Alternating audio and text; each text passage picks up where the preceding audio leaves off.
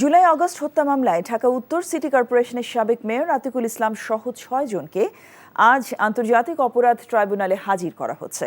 গত ১১ ফেব্রুয়ারি প্রসিকিউশনের আবেদনের প্রেক্ষিতে বিচারপতি গোলাম মর্তুজা মজুমদারি নেতৃত্বাধীন ৩ সদস্যের ট্রাইব্যুনাল তাদের হাজিরের নির্দেশ দেন। মামলায় অন্য আসামিরা হলেন উত্তরা পূর্ব থানার আওয়ামী লীগের শিক্ষা বিষয়ক সম্পাদক মোহাম্মদ শাহিনুর মিয়া, উত্তরা পশ্চিম থানা আওয়ামী লীগের সভাপতি মনোয়ার ইসলাম চৌধুরী রবিন, গাজীপুর মহানগর আওয়ামী লীগের সাংগঠনিক সম্পাদক আবদুল্লাহ আল মামুন মণ্ডল, উত্তরা ৬ নম্বর সেক্টর আওয়ামী লীগের সভাপতি মোহাম্মদ বশির উদ্দিন, মহানগর উত্তরের ১ নম্বর ওয়ার্ড যুবলীগের সভাপতি দেলোয়ার হোসেন রুবেল। গেল ২৪ ঘণ্টায় পাকিস্তানের সশস্ত্র হামলায় অন্তত ৪ নিরাপত্তা কর্মী নিহত হয়েছেন, আহত হয়েছেন আরও ৮ জন। সংবাদ মাধ্যম ডন এক প্রতিবেদনে বলছে, দেশটি বেলুচিস্তান অঙ্গরাজ্যের কালাত ও কেচ জেলায় সীমান্তরক্ষী বাহিনী ও লেভিস চেকপোস্টে এ হামলার ঘটনা ঘটে। এ সময় একটি পুলিশ স্টেশনেও হামলা করা হয়। বেলুচিস্তান সরকারের মুখপাত্র জানায়, অজ্ঞাতনামা এক অস্ত্রধারী লেভিস চেকপোস্টে আক্রমণ চালায়। পাল্টা আক্রমণ করে লেভিস কর্মীরাও। এ বন্দুকযুদ্ধ বেশ কিছু সময় স্থায়ী হয়, পরে ওই অস্ত্রধারী পালিয়ে যায়। কর্মকর্তারা বলছেন, হামলাকারী খুঁজে বের করতে অপারেশন চলমান রয়েছে। প্রশাসনের তত্ত্বাবধানে অন্তর্বর্তী সরকারের সময় একটি ভালো নির্বাচন হবে বলে আশা প্রকাশ করেছেন খাদ্য ও ভূমি মন্ত্রণালয়ের উপদেষ্টা আলী ইমাম মজুমদার। রাজধানী ওসমানী স্মৃতি মিলনায়তনে জেলা প্রশাসক সম্মেলনের সকালের অধিবেশনে দেয়া বক্তব্যে তিনি আরও বলেন, প্রশাসনকে যেভাবে ব্যবহার করা হয় সেভাবেই তারা কাজ করে। তিনি আরও বলেন, দেশে এখন পর্যন্ত যত ভালো নির্বাচন হয়েছে সেটা প্রশাসনের হাত দিয়ে হয়েছে, আবার খারাপ নির্বাচন যতগুলো হয়েছে সেটাও প্রশাসনের হাত দিয়েই হয়েছে। এ সময় তিনি আরও জানান, রমজানকে সামনে রেখে মার্চ এবং এপ্রিল মাসে ১.৫ লাখ টন করে মোট ৩ লাখ টন চাল দেয়া হবে খাদ্য বান্ধব কর্মসূচির মাধ্যমে। ৩০ টাকা কেজি দরে ১৫ কেজি করে এই কর্মসূচির আওতায় ৫০ লাখ পরিবার চাল পাবে। আসন্ন রমজান ও ঈদ উপলক্ষে পর্যাপ্ত চাল সরবরাহ নিশ্চিত করা হয়েছে বলেও জানিয়েছেন খাদ্য উপদেষ্টা। নির্বাচন বলে পরিচিত এই কটাও কিন্তু আপনার এই প্রশাসন করেছে, যে কটা বিতর্কিত এবং অত্যন্ত ঘৃণিত নির্বাচন বলে এগুলো তাদের মাধ্যমে করানো হয়েছে। সুতরাং তাদেরকে যেভাবে আপনারা ইউজ করতে চান সেভাবে ইউজ হবে আমি আশা করব। আমি নিজে তত্ত্বাবধায়ক সরকার অন্তর্বর্তীকালীন সরকারের একটা অংশ, সেই হিসেবে আমি মনে করি তাদেরকে ভালো কাজে আমরা ব্যবহার করবো, ভালো ফল পাবো। সাধারণ মানুষের ওপর করের বোঝা কমাতে চায় অন্তর্বর্তী সরকার। এজন্য আগামীতে করের আওতা বাড়ানোর ওপর নজর দেওয়া হচ্ছে বলে জানিয়েছেন অর্থ উপদেষ্টা ডক্টর সালেউদ্দিন আহমেদ। সকালে জেলা প্রশাসক সম্মেলনে তিনি মাঠ পর্যায়ে কর্মসংস্থান ও মানুষের আয় বৃদ্ধির উদ্যোগ নেয়ারও তাগিদ দেন। এনবিআর বলছে এখন কিন্তু ওখানে স্পেশাল ড্রাইভ দেওয়া হচ্ছে, ওরা আমরা দেখেছি আর্ন করে, কিন্তু ওরা তো ডিসির তো ওই টার্মস অফ রেফারেন্স না, ওখানে ট্যাক্স হয়। ডিসির আইডেন্টিফাই করতে পারে। একটা বড় ডিটেল শপে দেখেন না, যে কোনো থানা হেডকোয়ার্টার বড় বড় দোকানগুলি আছে, সেগুলি কিন্তু তারা এখন একটু ট্যাক্স নেট, কারণ আমার ট্যাক্স নেট না বাড়ালে কিন্তু আমি এমনি তো আপনারা বোঝে ভ্যাট কমান, তারপর ট্যাক্স কমান, এইগুলো তো আমরা চেষ্টা করছি ওটাকে সহনীয় পর্যায়ে রেখে যাতে নেটটা বাড়ানো হয়, রেটটা না বাড়িয়ে যাতে আমার নেটটা বাড়ে। এটা আমরা দেখি এই বাজেট আমরা চেষ্টা করি। দেশ পুনর্গঠনে তরুণদের এগিয়ে আসার আহ্বান জানিয়েছেন স্থানীয় সরকার, পল্লী উন্নয়ন এবং যুব ও ক্রীড়া উপদেষ্টা আসিফ মাহমুদ সজীব ভূঁইয়া। সকালে ঢাকা রেসিডেন্সিয়াল মডেল কলেজে তারুণ্যের উৎসব ২০২৫ উদ্বোধন শেষে আলোচনা সভায় তিনি একথা বলেন। নতুন বাংলাদেশ গঠনে তরুণদের কাজে লাগাতে না পারলে গণ অভ্যুত্থানের মাধ্যমে তৈরি হওয়া সম্ভাবনা নষ্ট হতে পারে বলেও জানান তিনি। এর আগে রেসিডেন্সিয়াল মডেল কলেজের শিক্ষার্থীদের কুচকাওয়াজ পরিদর্শন, দৌড় সহ বিভিন্ন ধরনের প্রতিযোগিতা উপভোগ করেন উপদেষ্টা। তিস্তা অভিমুখে শুরু হয়েছে বিএনপির জাগো বাহে তিস্তা বাঁচাও কর্মসূচি। সকাল থেকে তিস্তা পাড়ে আসতে শুরু করেছেন লোকজন, নিজেরাই নিজেদের খাবার রান্না করছেন। টানা ৪৮ ঘণ্টা নদীর দুপারে জনতার সমাবেশে অবস্থান করার জন্য ১১টি পয়েন্টে দূর দূরান্ত থেকে অংশ নেওয়ার জন্য সব প্রস্তুতি নিয়ে লোকজন আসছেন। আন্দোলনে সংহতি জানিয়ে ইতোমধ্যে কাউনিয়া পয়েন্টে গেছেন বিএনপির মহাসচিব মির্জা ফখরুল ইসলাম আলমগীর সহ বিভিন্ন রাজনৈতিক দলের নেতৃবৃন্দ। তিস্তা পাড় থেকে রিপোর্ট করছেন হাসান মাহমুদ, ক্যামেরায় ছিলেন রাজু আহমেদ রুবেল। যে নদী ছিল উত্তরের আলো, তা তো এখন বর্তমানের আধার কালো আর অনাগতের অদৃশ্য অমানিসা। তিস্তার বুকে জলতরঙ্গ নেই, নদী জুড়ে শুধু ধুধু বালুচর। জীবন ও জীবিকার যে তিস্তা, তাতে মরতে বসেছে পুরো উত্তরের জনপদ। প্রায় ২৫০ বছরের পুরনো তিস্তা নদীর ধারে বসতি গড়ে তোলা কত মানুষ বর্ষার বন্যায় নদী ভাঙনে হারিয়েছে ভিটে মাটি। কত মানুষের গেছে এক জীবনের সব সহায় সম্বল। আর শুষ্ক মৌসুমে এ যেন পানিহীন কারবালা। এই সময় নদীর মধ্যে পানি থাকার কথা, আর এই সময় পানি নাই। আবার যখন পানি আমাদের দরকার না, তখন বাড়িঘর সব তলায় যায়। তিস্তা নদী আন্দোলনের একটা উদ্যোগ নিছি যে বন্যার সময় আমাদের একটা অসুবিধা হয়, প্রচুর পানি আসে।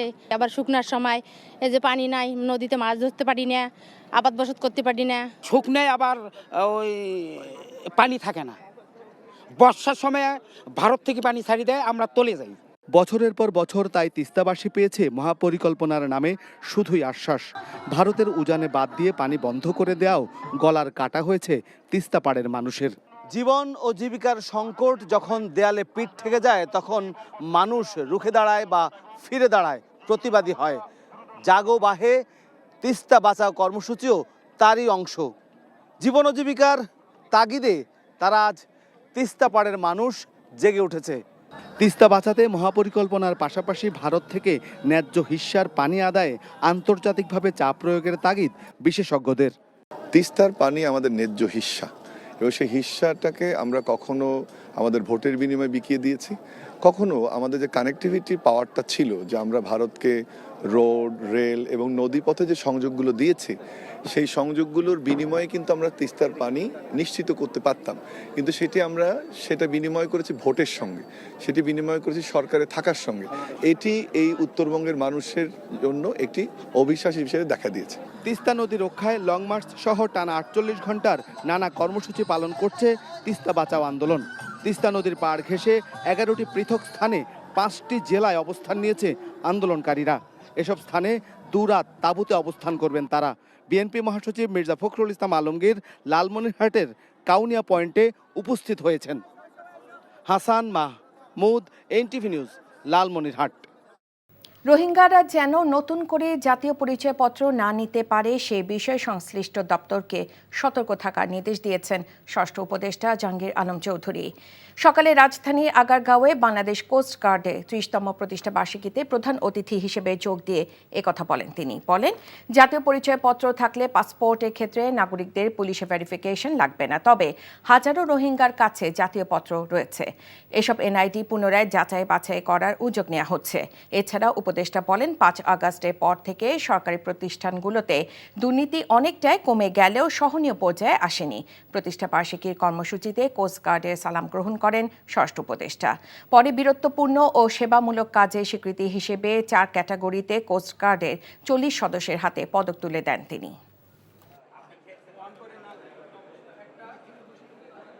ভেরিফিকেশনটা উঠে দেওয়া, এটা কিন্তু আমাদের অনেক দিনের চিন্তা ভাবনা। এটা কিন্তু জনগণের একটা ভোগান্তি থেকে কিন্তু রক্ষা করা হয়েছে। এখন রোহিঙ্গারা যদি, যেহেতু পুলিশ ভেরিফিকেশন দরকার হবে না এই পাসপোর্ট পাওয়ার জন্য, যাদের ন্যাশনাল আইডি আছে, এখন তার ন্যাশনাল আইডি সময়েই যেন রোহিঙ্গারা ন্যাশনাল আইডি না পায়, এই জন্য ব্যবস্থা নেওয়া হবে। যদি দুর্নীতিটা কমানো যায়, তবে আপনারা দেখবেন সব সেক্টরে আমাদের উন্নতি হবে। যদি আমরা দুর্নীতি করি, আপনারা প্রকাশ করে দেন। নির্বাচন ব্যবস্থা সংস্কার কমিশনের প্রধান বদিউল আলম মজুমদার বলেছেন, গ্রহণযোগ্য নির্বাচন করতে হলে সংস্কার করতে হবে। বলেন, নির্বাচন ও সংস্কার দুটোই দরকার। সকালে রাজধানী সিরডাপ মিলনায়তনে সম্প্রীতি সংলাপে তিনি এসব কথা বলেন। তিনি বলেন, দুর্নীতি বন্ধের পাশাপাশি সকলের অধিকার প্রতিষ্ঠার জন্য রাষ্ট্রীয় প্রতিষ্ঠানের সঠিক ব্যবহার করতে হবে। সংলাপে উপস্থিত ছিলেন দি হাঙ্গার প্রজেক্ট এর interim country director Prashanta Tripura, policy adviser church of England doctor Charles Reid সহ ৮টি জেলা থেকে আসা বিভিন্ন ধর্মীয় নেতা, নাগরিক সমাজের প্রতিনিধি এবং তরুণ প্রতিনিধি। আমাদের নির্বাচন হইতে হবে, আমাদের সংস্কার হইতে হবে। আমাদের নির্বাচনটা সুষ্ঠু হইতে হবে, নিরপেক্ষ হইতে হবে, গ্রহণযোগ্য হইতে হবে এবং সবার ভোটাধিকার নিশ্চিত করতে হবে। এবং সেই জন্যই সংস্কার দরকার, কারণ যেই পদ্ধতি প্রক্রিয়া বেরিয়ে গিয়েছে এটাকে জোড়া লাগাইতে হবে। তাই সংস্কার ছাড়া যদি নির্বাচন হয়, তাহলে নির্বাচনটা হয়তো গ্রহণযোগ্য হবে না। আর শুধু যদি নির্বাচন হয় সংস্কার ছাড়া, সেই নির্বাচনটা, যে গণতান্ত্রিক প্রক্রিয়াটা, সে টেকসই হবে না। তাই আমাদের দুটোই দরকার। জুলাই আগস্ট হত্যা মামলায় ঢাকা উত্তর সিটি কর্পোরেশনের সাবেক মেয়র আতিকুল ইসলাম সহ 6 জনকে কারাগারে পাঠানোর নির্দেশ দিয়েছে আন্তর্জাতিক অপরাধ ট্রাইব্যুনাল। গত 11 ফেব্রুয়ারি প্রসিকিউশনের আবেদনের প্রেক্ষিতে বিচারপতি গোলাম মর্তুজা মজুমদারের নেতৃত্বাধীন 3 সদস্যের ট্রাইব্যুনাল তাদের হাজিরের নির্দেশ দেন। সোমবার ট্রাইব্যুনালে তাদের হাজির করা হলে কারাগারে পাঠানোর নির্দেশনা আসে। মামলায় অন্য আসামিরা হলেন উত্তরা পূর্ব থানা আওয়ামী লীগের শিক্ষা বিষয়ক সম্পাদক মোহাম্মদ শাহিনুর মিয়া, উত্তরা পশ্চিম থানা আওয়ামী লীগের সভাপতি মনোয়ার ইসলাম চৌধুরী রবিন, গাজীপুর মহানগর আওয়ামী লীগের সাংগঠনিক সম্পাদক আবদুল্লাহ আল মামুন মণ্ডল, উত্তরা 6 নম্বর সেক্টর আওয়ামী লীগের সভাপতি মোহাম্মদ বশির উদ্দিন, মহানগর উত্তরের 1 নম্বর ওয়ার্ড যুবলীগের সভাপতি দেলোয়ার হোসেন রুবেল। আগামী 9 মার্চের মধ্যে তদন্ত প্রতিবেদন দাখিল করতে বলেছে আদালত। রমজান উপলক্ষে রাজধানীর 25টি স্থানে সুলভ মূল্যে গরু ও মুরগির মাংস, ডিম এবং দুধ বিক্রি করা হবে বলে জানিয়েছেন মৎস্য ও প্রাণী সম্পদ উপদেষ্টা ফরিদা আক্তার। 28 ফেব্রুয়ারি এই কার্যক্রম উদ্বোধন করা হবে। দুপুরে সচিবালয়ে সংবাদ সম্মেলনে এসব কথা জানান তিনি। পণ্য বিক্রির ক্ষেত্রে জুলাই বিপ্লবের সময় যে সকল স্থানে সাধারণ মানুষের সক্রিয় অংশগ্রহণ বেশি ছিল সেসব স্থানকে অগ্রাধিকার দেয়া হবে বলে জানান উপদেষ্টা। ভ্রাম্যমাণ এসব বিক্রয় কেন্দ্র থেকে 250 টাকায় ব্রয়লার মুরগির মাংস, 80 টাকা লিটার দুধ, 114 টাকা ডজন ডিম ও 650 টাকা কেজিতে গরুর মাংস বিক্রি করা হবে। রাজধানীর বাইরেও এ কার্যক্রম চলবে। 15 এপ্রিল থেকে 11 জুন পর্যন্ত মোট 58 দিন সামগ্রিক জলসীমায় ইলিশ ও অন্যান্য মাছ ধরা নিষিদ্ধ থাকবে বলেও জানানো হয় সংবাদ সম্মেলনে। সৌদি আরব ও সংযুক্ত আরব আমিরাতে প্রবাসীদের জন্য আগস্ট থেকে অক্টোবরের মধ্যে 11,000 টন ইলিশ রপ্তানি করা হতে পারে বলে জানান উপদেষ্টা। বলেন, হাওড়ে 15 মে থেকে 14 জুন পর্যন্ত মাছ ধরা নিষিদ্ধের ব্যাপারে আলোচনা হচ্ছে। লড়াই ছাড়া কোনো কিছুই আদায় করা যায় না, তাই লড়াই করেই তিস্তার পানি ন্যায্য হিস্সা আদায় করে নিতে হবে। বিএনপি মহাসচিব মির্জা ফখরুল ইসলাম আলমগীর মন্তব্য করেছেন। তিস্তা নদী রক্ষা আন্দোলনের ডাকে দেশের উত্তরের 5টি জেলার 11টি স্থানে 48 ঘন্টা লাগাতার অবস্থান কর্মসূচি থেকে তিনি কথা বলেন। কর্মসূচির প্রথম দিনে তিস্তা নদীর কারণে স্পটে দেয়া বক্তৃতায় মির্জা ফখরুল বলেন, তিস্তার পানি ন্যায্য হিস্সা দিয়ে ভারতকে প্রতিবেশীর সাথে ভালো আচরণের প্রমাণ দিতে হবে। অন্তর্বর্তী সরকারকে ভারতের কাছে পানি ন্যায্য হিস্সা আদায়ের জন্য দাবি তোলারও আহ্বান জানান মির্জা ফখরুল। তিনি বলেন, মানুষের অধিকার আদায়ের জন্যই বিএনপি বারবার নির্বাচন দেওয়ার দাবি জানিয়ে আসছে। অবিলম্বে জাতীয় নির্বাচন দিতে সরকারের প্রতি আহ্বান জানান তিনি।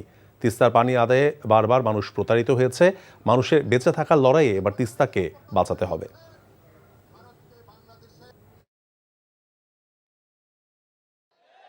সেই লড়াই করেই আমরা তিস্তার পানি আনবো।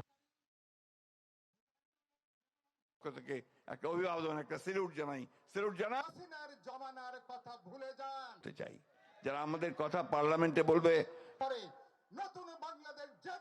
সরকারকে পরিষ্কার করে বলতে চাই, অন্তর্বর্তীকালীন সরকার কথায় তো বলেন যে আপনারা নিরপেক্ষ, তো নিরপেক্ষ কিন্তু এই জায়গায় থাকলে চলবে না।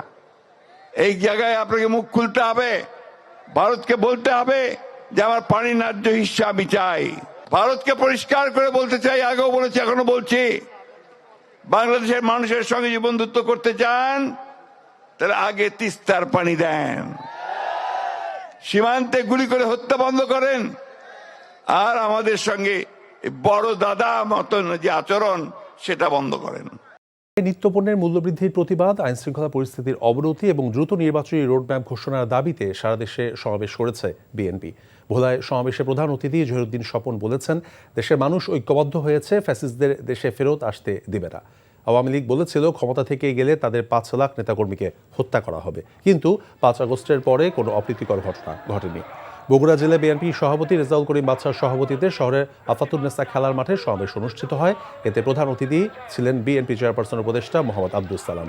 এছাড়া উপস্থিত ছিলেন জেলা বিএনপির ভারপ্রাপ্ত সাধারণ সম্পাদক ও সাবেক এমপি মোশাররফ হোসেন সহ বিএনপির নেতাকর্মীরা।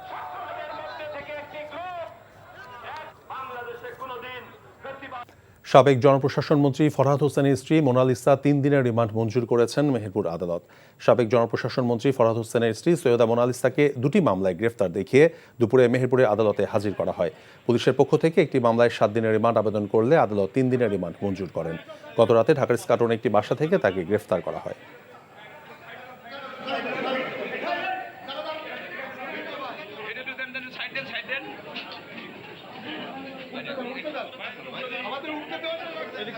শরীয়তপুরে আলোচিত ২৪ যুবক পাচার মামলার মূল আসামি রাশেদ খানের 4 দিনের রিমান্ড মঞ্জুর করেছেন আদালত। দুপুরে সিনিয়র জুডিশিয়াল ম্যাজিস্ট্রেট তন্ময় গাইনের আদালত এই রিমান্ড মঞ্জুর করেন। এর আগে মানব পাচারের মামলায় গত শুক্রবার ঢাকার যাত্রাবাড়ি থেকে রাশেদ খানকে আটক করে সিআইডি পুলিশ। সদর উপজেলার আঙ্গারিয়া এলাকায় রাশেদ খান এবং তার সহযোগীরা 1 বছর আগে শরীয়তপুর ও মাদারীপুরের 24 জন যুবককে ইতালি নেওয়ার কথা বলে পরিবারের কাছ থেকে 15 থেকে 20 লাখ টাকা পর্যন্ত হাতিয়ে নেয়। গত বছরের জানুয়ারি থেকে নিখোঁজ রয়েছেন ওই 24 জন যুবক। পরবর্তীতে ভুক্তভোগী একটি পরিবার রাশেদ খান সহ 7 জনকে আসামি করে মানব পাচার আইনে মামলা দায়ের করেন। ফেব্রুয়ারি মাসের মধ্যেই প্রাইমারি স্কুলের শিক্ষার্থীরা বই পাবে বলে জানিয়েছেন প্রাথমিক ও গণশিক্ষা মন্ত্রণালয়ের উপদেষ্টা অধ্যাপক ডাক্তার বিধান রঞ্জন রায় পোদ্দার। সকালে গাজীপুরের শ্রীপুর উপজেলায় আলোচনা সভা শেষে তিনি একথা জানান। ক্লাস 3 পর্যন্ত বইগুলো সেইগুলোর আপনার 85% উপরে তাদের চলে গেছে মাঠে। আর আমাদের 4-5 যেখানে আমরা পিছিয়ে ছিলাম সেক্ষেত্রেও 84% গতকালকে আমি রিপোর্ট পেয়েছি। ফলে আমি আশা করি ফেব্রুয়ারির মধ্যে প্রত্যেকটা বাচ্চাই বই পেয়ে যাবে। অন্তর্বর্তীকালীন সরকারের ধর্মোপদেষ্টা ডক্টর আফম খালিদ হোসেন বলেছেন, সাম্প্রদায়িক সম্প্রীতি সুরক্ষায় সকলকে সোচ্চার হতে হবে। মানুষ নামাজমুখী হলে সমাজের অপরাধ প্রবণতা কমে যাবে বলে মন্তব্য করেন তিনি। সকালে কক্সবাজারের পেকুয়া উপজেলার বারবাকিয়া বাজারে নবনির্মিত উপজেলা মডেল মসজিদ এবং ইসলামিক সাংস্কৃতিক কেন্দ্র উদ্বোধন শেষে তিনি এসব কথা বলেন। এ সময় ধর্ম উপদেষ্টা বলেন, অন্তর্বর্তী সরকার দেশের সাম্প্রদায়িক সম্প্রীতি এবং ধর্মীয় মূল্যবোধ বজায় রাখতে বদ্ধপরিকর। তিনি আরও বলেন, ধর্মীয় মূল্যবোধ, ইসলামিক সংস্কৃতির বিকাশ এবং ভ্রাতৃত্ব প্রতিষ্ঠায় মডেল মসজিদ অনন্য ভূমিকা রাখবে। ইসলামিক সংস্কৃতি, ইসলামিক মূল্যবোধ, একটা আবহ তৈরি হবে এবং মানুষ নামাজমুখী হবে। তো মানুষ যখন নামাজমুখী হয় সমাজে অপরাধ প্রবণতা হ্রাস পায়। পবিত্র শবে বরাত উদযাপন উপলক্ষে নীলফামারীর সৈয়দপুরে আলোচনা সভা অনুষ্ঠিত হয়েছে। দুপুরে শহরের স্থানীয় একটি কনভেনশন হলে হযরত বাকিয়াতুল্লাহ এবং ফাতেমাতুজ জোহরা ক্যাডেট ইসলামী শিক্ষা কেন্দ্রে এই আলোচনা সভার আয়োজন করে। ইরানের আল মুস্তফা বিশ্ববিদ্যালয়ের বাংলাদেশি কান্ট্রি ডিরেক্টর শাহাবুদ্দিন মাশাইখি রাত প্রধান অতিথি হিসেবে উপস্থিত ছিলেন। পার্বতীপুর রেলওয়ে কেন্দ্রীয় কারখানার ইঞ্জিনিয়ার মোহাম্মদ মনসুল আলীর সভাপতিত্বে কেন্দ্রীয় যুব দলের সাবেক সহ সাংগঠনিক সম্পাদক মির্জা আসলাম আলী বিশেষ অতিথি হিসেবে উপস্থিত ছিলেন।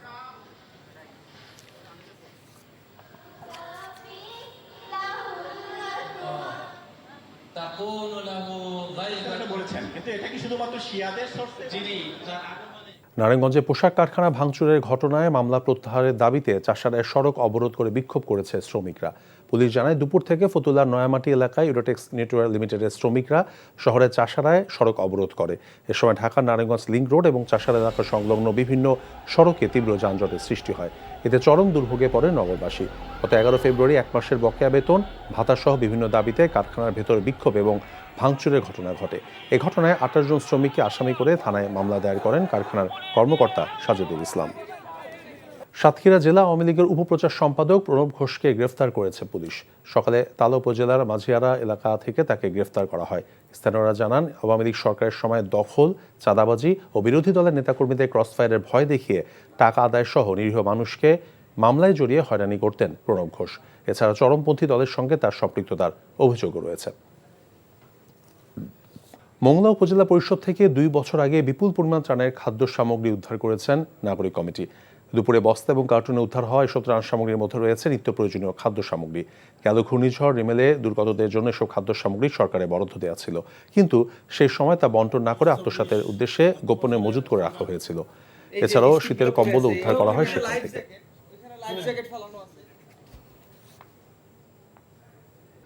লড়াই করেই তিস্তার পানির হিস্সা আনতে হবে উল্লেখ করে বিএনপি মহাসচিব মির্জা ফখরুল ইসলাম আলমগীর বলেছেন, ভারত বাংলাদেশের সাথে বন্ধুত্বপূর্ণ সম্পর্ক চাইলে তিস্তার পানি দিয়ে তার প্রমাণ দিক। তিস্তা নদীর পাড়ে টানা 48 ঘন্টার আন্দোলন কর্মসূচির প্রথম দিনে তিনি লালমনিরহাটে এসব কথা বলেন। রাজু আহমেদ রুবেলের ক্যামেরায় জানাচ্ছেন হাসান মাহমুদ। অস্ত যাওয়া তিস্তা পাড়ে মানুষের ব্যস্ততা, তাঁবু টানিয়ে নদীর কাছেই রাত যাপন, খেলাধুলা সহ গ্রামীণ লোকগাথার নানা আয়োজন। যে নদী এই উত্তরের জনপদের প্রাণ প্রকৃতির স্পন্দন, সে তিস্তা এখন ধুঁকছে। তাই দিন রাত টানা 48 ঘন্টা নদী পাড়ে অবস্থান করে দাবি আদায়ের আন্দোলন। তিস্তা নদী রক্ষা আন্দোলনের প্রথম দিনের কর্মসূচিতে বিভিন্ন এলাকা থেকে যুক্ত হয়েছে হাজারো মানুষ। প্রধান অতিথির বক্তব্যে বিএনপি মহাসচিব বলেন, লড়াই করেই দাবি আদায় করতে হবে। সরকারকে পরিষ্কার করে বলতে চাই, অন্তর্বর্তীকালীন সরকার, কথায় তো বলেন যে আপনারা নিরপেক্ষ, তো নিরপেক্ষ কিন্তু এই জায়গায় থাকলে চলবে না। এই জায়গায় আপনাকে মুখ খুলতে হবে, ভারতকে বলতে হবে যে আমার পানির ন্যায্য হিস্সা আমি চাই। ভারতকে পরিষ্কার করে বলতে চাই, আগেও বলেছি এখনো বলছি, বাংলাদেশের মানুষের সঙ্গে যে বন্ধুত্ব করতে চান তাহলে আগে তিস্তার পানি দেন, সীমান্তে গুলি করে হত্যা বন্ধ করেন, আর আমাদের সঙ্গে বড় দাদা মতন যে আচরণ সেটা বন্ধ করেন। একটি পরিকল্পনা করা হয়েছে তিস্তা নদীকে ঘিরে। সেই পরিকল্পনার মাধ্যমে তিস্তাকে শাসন করা, ড্রেজিং করা, এখানে শিল্প কারখানা তৈরি করা, মানুষের কর্মসংস্থান সৃষ্টি করা, সেটাও আমরা দাবি করি। অনতি বিলম্বে সেই প্রকল্প বা কর্মসূচি যাতে চালু করা হয়। মির্জা ফখরুল বলেন, দ্রুততম সময়ে দিতে হবে জাতীয় নির্বাচন। আপনি যেহেতু অন্তর্বর্তীকালীন সরকার, খুব তাড়াতাড়ি নির্বাচনটা দিয়ে জনগণের সরকারের হাতে ক্ষমতা দেন। ভোট করার কারণ একটাই, যে ভোট না হলে আমার নেতা নির্বাচিত হবে কোত্থেকে, আমার কথাটা বলবে কে? আমার তো প্রতিনিধি চাই, তাই না? সেই জন্যই আমরা নির্বাচনের কথা বলতেছি। সমতা, ন্যায্যতা, সমঅংশীদারিত্বের ভিত্তিতে আমরা ভারতের সাথে আমাদের যাবতীয় দ্বিপাক্ষিক সমস্যার সমাধান করতে চাই।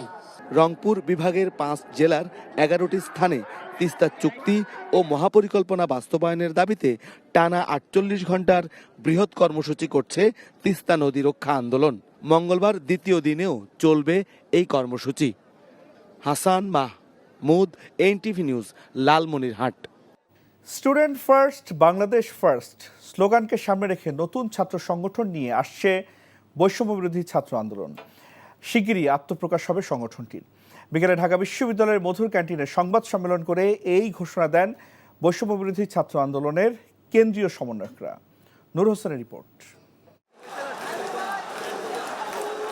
সরকারি চাকরিতে কোটা সংস্কারের দাবিতে আন্দোলন শুরু করে শেখ হাসিনার পতন ঘটিয়ে দেশের রাজনৈতিক আলোচনার কেন্দ্রে আসে বৈষম্য বিরোধী ছাত্র আন্দোলন। পরিবর্তিত বাস্তবতায় নতুন রাজনৈতিক দল গঠনের সব প্রস্তুতিও সম্পন্ন করেছে অভ্যুত্থানের নেতৃত্ব দেয়া সংগঠনটি। নতুন রাজনৈতিক দল ঘোষণার আগেই অভ্যুত্থানের নেতৃত্ব দেয়া কেন্দ্রীয় সমন্বয়কদের নেতৃত্বে এবার নতুন ছাত্র সংগঠন নিয়ে আসার ঘোষণা দিয়েছে বৈষম্য বিরোধী ছাত্র আন্দোলন। সমন্বয়কদের দাবি, লেজুট বৃত্তি মুক্ত রেখে 52, 66, 69, 71-এর চেতনা উদ্বুদ্ধ হয়ে কাজ করবে নতুন এই ছাত্র সংগঠন। বাংলাদেশের সংগ্রাম ও স্বাধীনতার ইতিহাসকে স্বীকার করে এবং 47, 52, 62, 66, 68, 69, 71, 90 এবং 24-এর সকল গণ আন্দোলন এবং ছাত্র জনতার সংগ্রামী চেতনা থেকে ভিত্তি করে ছাত্র রাজনীতি আমরা সক্রিয় করব। সমন্বয়করা জানান, আদর্শিক বিভাজনের ঊর্ধ্বে উঠে শিক্ষার্থীদের অধিকারের জন্য কাজ করবে এই সংগঠন। আদর্শিক বাইনারির কালচারাল দ্বন্দ্বের বাইরে গিয়ে মধ্যমপন্থী ছাত্র রাজনীতিকে প্রতিষ্ঠা করা, জাতি, ধর্ম, বর্ণ নির্বিশেষে অন্তর্ভুক্তিমূলক ছাত্র রাজনীতি তৈরি করা, যেখানে পরিচয়ের ভিত্তিতে কাউকে অবমূল্যায়ন করা হবে না। রাজনৈতিক ব্যবস্থাকে নারী বান্ধব করে তোলার মাধ্যমে নারী পুরুষে নির্বিশেষে সকলের জন্য সমান সুযোগের সৃষ্টি করা। জনমত জরিপ ও সদস্য সংগ্রহ শেষে দ্রুতই নতুন এই ছাত্র সংগঠনের আনুষ্ঠানিক ঘোষণা দেওয়া হবে। নূর হোসেন, এনটিভি নিউজ, ঢাকা। জনগণের প্রতিনিধি ছাড়া কোনো সংস্কারই বাস্তবায়ন করা সম্ভব নয় জানিয়ে বিএনপির ভারপ্রাপ্ত চেয়ারম্যান তারেক রহমান বলেছেন, যত দ্রুত নির্বাচন হবে দেশ তত দ্রুত সংকটমুক্ত হবে। বৈষম্যহীন দেশ গড়তে হলে সবার আগে জনগণের রাজনৈতিক ও ভোটের অধিকার নিশ্চিত করতে হবে। রাজধানীর কৃষিবিদ ইনস্টিটিউটে আমরা বিএনপি আয়োজিত সভায় ভার্চুয়ালি যুক্ত হয়ে এসব কথা বলেন তিনি। আবির আহমেদের রিপোর্ট। রাজধানীর থামারবাড়ির কৃষিবিদ ইনস্টিটিউটে জুলাই আগস্ট গণ অভ্যুত্থানে পেশাগত দায়িত্ব পালনের সময় বিভিন্ন গণমাধ্যমে কর্মরত আহত ফটো সাংবাদিকদের সহযোগিতা করতে আয়োজন করা হয় এই আলোচনা সভার। আমরা বিএনপির আয়োজনে অনুষ্ঠানে ভার্চুয়ালি যুক্ত হয়ে বিএনপির ভারপ্রাপ্ত চেয়ারম্যান তারেক রহমান বলেন, বৈষম্যহীন বাংলাদেশ গড়তে সবার আগে জনগণের ভোটে রাজনৈতিক অধিকার নিশ্চিত করতে হবে। সংস্কারকে যদি যারা মনে করছেন যে নির্বাচন পরে হওয়া উচিত, সংস্কার আগে হওয়া উচিত, তাহলে সেই সংস্কারকে সফল করার জন্যই এমন মানুষের দরকার যারা সরাসরি জনগণের সাথে সম্পৃক্ত।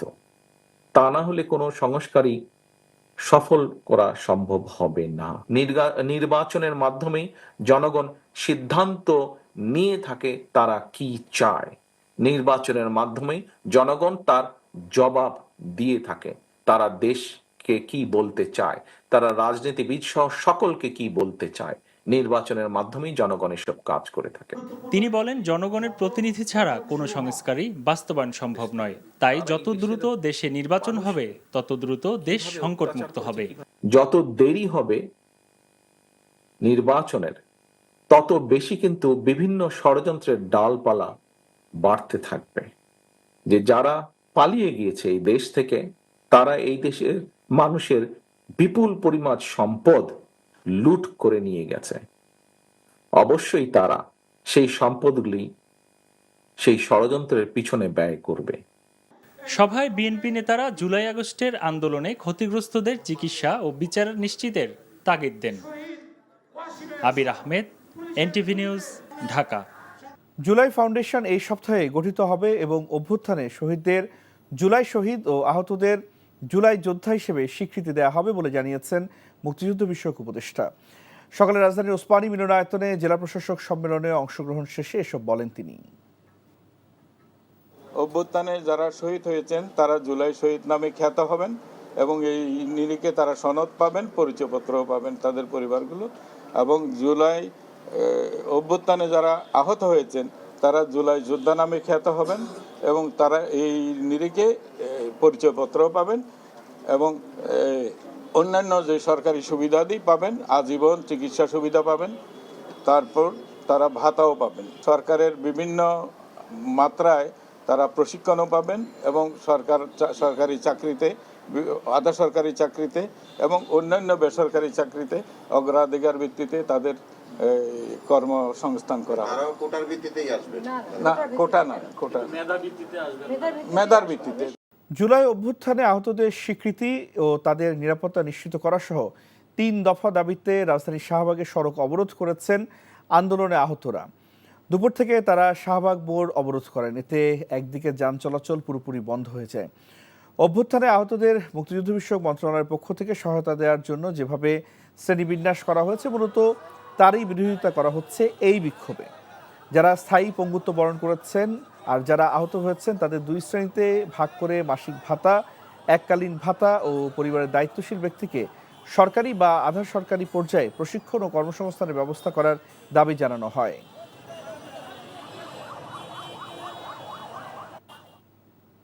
তথ্য যাচাইকারী প্রতিষ্ঠানগুলোকে নাগরিকের সব তথ্য দেবে না নির্বাচন কমিশন। মানুষের ব্যক্তিগত তথ্য সুরক্ষা দিতেই এমন সিদ্ধান্ত নেওয়া হয়েছে বলে জানান জাতীয় পরিচয়পত্র অনুবিভাগের মহাপরিচালক ASM হুমায়ুন কবির। নির্বাচন কমিশনের সাথে চুক্তিবদ্ধ 182টি প্রতিষ্ঠানের সাথে মত বিনিময় সভা শেষে নির্বাচন কমিশন ভবনে ব্রিফিংয়ে এসব তথ্য জানান জাতীয় পরিচয়পত্র অনুবিভাগের মহাপরিচালক। বলেন, যতটুকু তথ্য যাচাইকারী প্রতিষ্ঠানের প্রয়োজন তা সঠিক কিনা সেটি জানাবে ইসি। সেই সাথে ভেন্ডর প্রতিষ্ঠানের ব্যবস্থাপনায় থাকা সবার নিরাপত্তা যাচাই করে তথ্য ফাঁস রোধ করা হবে বলেও জানান তিনি।